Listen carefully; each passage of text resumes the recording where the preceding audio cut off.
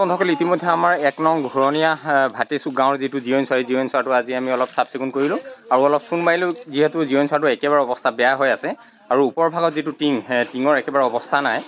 তো ইয়াত আমি যেতিয়া আহিলোঁ, ইয়াত যেতিয়া আমি চফা কৰিলোঁ তেতিয়া দেখিছিলোঁ ইয়াত দদৌ এজন প্ৰায় মাহ ধৰি তেখেতে ইয়াত বসবাস কৰি আছে, ইয়াতে আছে, তেখেতৰ ঘৰ নাই। তো তেনেক্ষেত্ৰত জিৰণি চোৱাটো বিশেষকৈ টিঙৰ ব্যৱস্থা কৰাটো খুবেই প্ৰয়োজন। তো তাৰ আগত মই আপোনালোকে ফাইনেল লুক এটা দেখাই লৈছোঁ।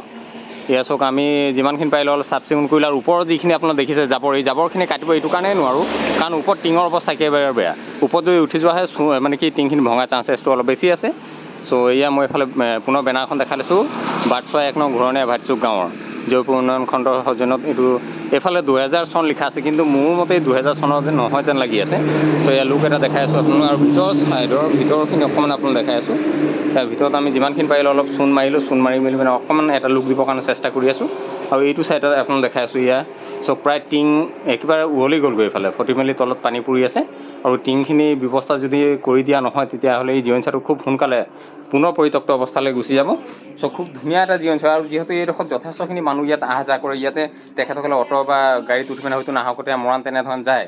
তো সেইটো কাৰণে এই জিৰণি চোৱাটো বিশেষকৈ খুবেই প্ৰয়োজন।